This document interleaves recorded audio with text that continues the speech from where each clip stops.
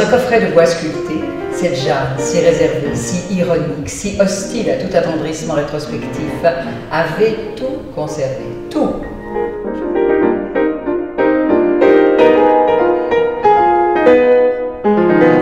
Les visiteurs de cette manifestation littéraire ont un rapport très sensuel avec les livres. D'autre part, il y a un sens du partage et de la convivialité et que ça permet des échanges non seulement avec des lecteurs mais aussi avec des citoyens et qu'il y a une sorte de grande douceur et de grande gentillesse à l'intérieur de cette manifestation, le livre sur la place. Il y a une gratuité, un accès pour des gens qui, par définition, n'ont pas toujours accès à la culture, pas toujours accès aux librairies, pas toujours accès aux bibliothèques. Donc c'est vraiment, je trouve, de la démocratisation culturelle in vivo. Et ça, c'est vraiment remarquable.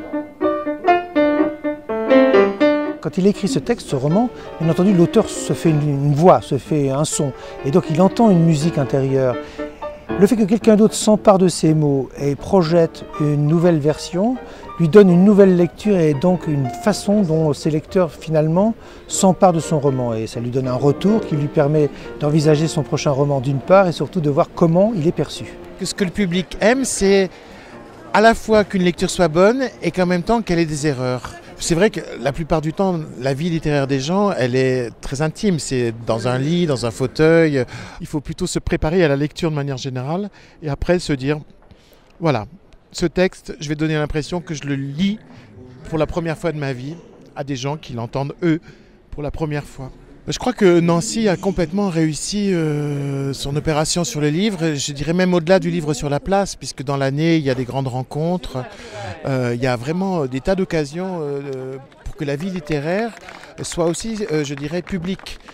Dindon était un Anglais, trapu et bedonnant, qui, le matin, était le plus civil, le plus débonnaire, le plus respectueux des hommes, mais, passé l'heure du déjeuner, il faisait des tâches, mettait ses plumes en pièces. Ce qui est extraordinaire, et grâce à l'opération de la municipalité, chaque enfant avait eu un livre, l'avait travaillé, ils avaient lu, et tout de suite on est dans d'autres conditions. Ça fait des rencontres formidables et je pense que pour certains enfants, d'abord c'est déjà un cadeau pour eux. Il y a d'autres pôles attractifs en ce moment, sur la téléphonie, les jeux, Internet. Donc qu'ils puissent se sentir bien et avoir peut-être envie d'aller découvrir d'autres livres en les empruntant à la bibliothèque ou en échangeant. Je trouve ça extraordinaire. Mais on a raison de toujours s'inquiéter, ça n'est jamais gagné d'avance. Puis il y a une évolution de la société qui peut mettre en péril, je dirais, les relations de la jeunesse à la lecture. Donc il ne faut refuser aucune des voies qui permettent d'accéder à la lecture. C'est quand même un livre écrit avec des phrases de série B. Et toutes les phrases de série B font des livres de série Z.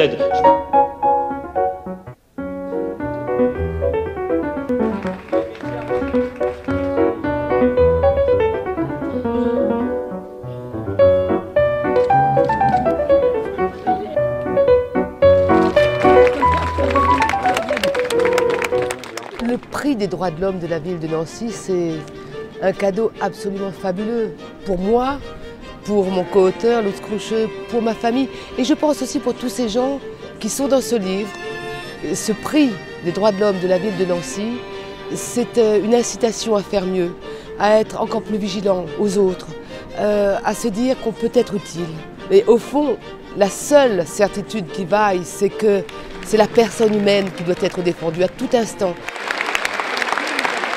Mais le salon de Nancy, et ce n'est pas du tout faire injure aux autres salons du livre en France, ce salon a une existence absolument particulière, une originalité, une authenticité qui font que les gens, le peuple, se sont appropriés l'événement, comme si c'était une urgence de première nécessité. Ils ont raison, lire, il n'y a rien de mieux.